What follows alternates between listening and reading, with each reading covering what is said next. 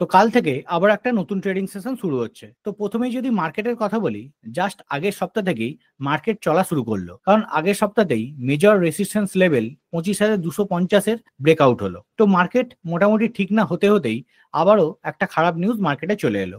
Reciprocal ট্যারিফের পর এবার H-1B visa, যেটা নিয়ে নতুন করে ঘোষণা করেছে ট্রাম্প সরকার, যার কারণে নতুন করে দুশ্চিন্তা তৈরি হয়েছে গ্লোবাল ওয়াইজ এবং বিশেষ করে ভারতের জন্য। কারণ একটা রিপোর্ট অনুযায়ী 2015 থেকে এখনো পর্যন্ত প্রায় প্রতি বছর যত H-1B ভিসা ইস্যু করা হয়েছে তার মধ্যে 71% আছে ভারতের দখলে। তো 1990 সাল থেকে ইউএস এই H-1B ভিসা প্রথা চালু করেছিল, যাতে বিভিন্ন দেশ থেকে স্কিল্ড ওয়ার্কার এনে স্পেশালিটি সেক্টর যেমন আইটি, ফাইন্যান্স, ইঞ্জিনিয়ারিং এবং মেডিকেল সেক্টরে কাজ করাতে পারে। এতে সুবিধা হতো ইউএস কোম্পানিগুলোর, কারণ কম টাকায় স্কিল্ড এক্সপার্ট ওয়ার্কার পাওয়া যেত। তো সেম জিনিসটা আমাদের আইটি কোম্পানিগুলোও করতো, যাদের বিজনেস ইউএসএ তে স্ট্যাবলিশড, লাইক টিসিএস, ইনফোসিস, উইপ্রো, এইচসিএল টেক, এইসব কোম্পানি। তো এইসব আইটি কোম্পানিগুলো ইন্ডিয়া থেকে আইটি এক্সপার্ট লোক নিয়ে যেত ইউএসএ তে কাজ করার জন্য থ্রু H-1B ভিসা। তো এতে ইন্ডিয়ান ওয়ার্কারদেরও যেমন সুবিধা হতো, তেমন কোম্পানিদেরও সুবিধা হতো, কারণ সেম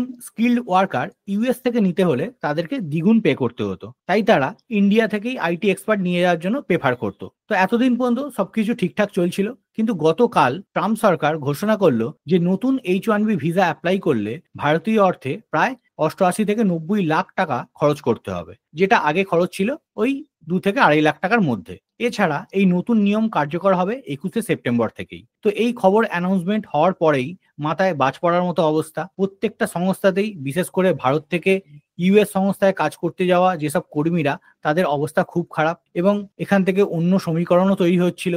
অনেকে বলছিল এই অ্যামাউন্টটা প্রত্যেক বছর দিতে হবে এবং প্রত্যেকের জন্যই এটা কার্যকর, সেটা যাদের অলরেডি H-1B ভিসা আছে তাদেরও। কিন্তু গতকাল রাত্রে এই নিউজের অনেকটা ক্লিয়ারিটি আসে এবং ইউএস অফিসিয়ালি জানিয়েছে শুধুমাত্র ফ্রেশ বা রিনিউয়ালের জন্য যারা আবেদন করবে তাদেরকেই শুধুমাত্র $1 লক্ষ খরচ করতে হবে। যাদের অলরেডি H-1B ভিসা আছে তাদের এটা লাগছে না, এবং আপাতত এই অ্যামাউন্ট প্রতি বছর দিতে হবে না, এটা ওয়ান টাইম খরচ। এছাড়া যেমন জাতীয় সুরক্ষা, গুরুত্বপূর্ণ গবেষণা, এসেনশিয়াল হেলথ কেয়ার, এইসবে সেক্টরে নিযুক্ত যেসব কর্মীরা আছে তাদেরকে ছাড় দেওয়া হয়েছে। তো এই অফিসিয়াল অ্যানাউন্সমেন্ট আসার পর প্যানিক যে সিচুয়েশন তৈরি হয়েছিল সেখান থেকে অনেকটা রিলিফ হয়েছে, কিন্তু ইন্ডিয়ান আইটি ইন্ডাস্ট্রির ওপর একটা বিশাল বিশাল বড় ইম্প্যাক্ট আসবে, কারণ আইটি কোম্পানিগুলোর খরচ দ্বিগুণ বেড়ে যাবে, যেটা কোম্পানিগুলোর ব্যালেন্স শিটে রিফ্লেক্ট করবেই। আর যদি কোম্পানিগুলোর প্রফিট কম হয় তাহলে স্টক প্রাইস তো নিচে আসবেই। তো এই সেম ঘটনা ইউএস বেসড যেসব কোম্পানি আছে লাইক মাইক্রোসফট, অ্যাপেল, গুগল, মেটা,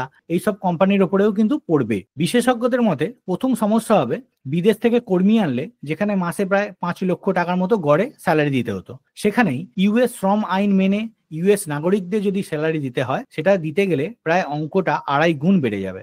এবং দ্বিতীয় সমস্যা হলো ওয়ার্ল্ড ফেমাস যেসব ইউএস কোম্পানিগুলো আছে তারা কি করতো, ধরে ধরে বিশ্বের বিভিন্ন প্রান্ত থেকে সেরা প্রতিভা তুলে আনতো। কিন্তু নতুন নিয়ম শুরু হওয়ার ফলে এখন তাদের বাদ দিয়ে ইউএস থেকেই যদি কর্মী নিয়োগ করে তাহলে মেধার জায়গাটা অনেকটা কম্প্রোমাইজ করতে হবে, সেটাও একটা আশঙ্কার বিষয়। এবং তৃতীয় সমস্যা যদি আমাদের ইন্ডিয়ান পয়েন্ট অফ ভিউ থেকে দেখি, যে আমাদের দেশে যেসব স্টুডেন্টরা আইআইটিতে পড়াশোনা করছিল যাতে তারা ইউএসএ তে গিয়ে জব করতে পারে, তাদের জন্য একটা ব্লকেজ তৈরি হলো, কারণ নতুন নিয়মে কোম্পানিগুলো অত টাকা আর হয়তো অ্যাফোর্ড করতে পারবে না নতুন করে H-1B ভিসা দিয়ে ইউএসএ তে এইসব কর্মীদের নিয়ে যাওয়ার জন্য। তো এই কারণে বিশাল বড় একটা প্রভাব পড়তে চলেছে আমাদের আইটি ইন্ডাস্ট্রিতে। অ্যানালিসিসদের মতে এইভাবে প্রায় $3 বিলিয়ন যে ইন্ডাস্ট্রি আছে এর ওপর এত বড় সিদ্ধান্ত রাতারাতি চাপিয়ে দেওয়া এটা উচিত হয়নি। আর বিষয়টা আরো সময় দিয়ে আলাপ আলোচনার মাধ্যমে সমাধান করার চেষ্টা করলে হয়তো ভালো হতো, কারণ শুধু ভারতীয়রা নয়, ট্রাম্পের এই সিদ্ধান্তে ক্ষতিগ্রস্ত হবে মার্কিন সংস্থাগুলো, যেখানে স্কিল্ড ওয়ার্কার পাবে না, বা পেলেও অনেক খরচা করতে হবে, মানে প্রতিটা কোম্পানির খরচা অনেকাংশে বেড়ে যাবে। তো আশা করি, আমার মনে হয় সামনের দিনে একটা সমাধান সূত্র বেরোবে।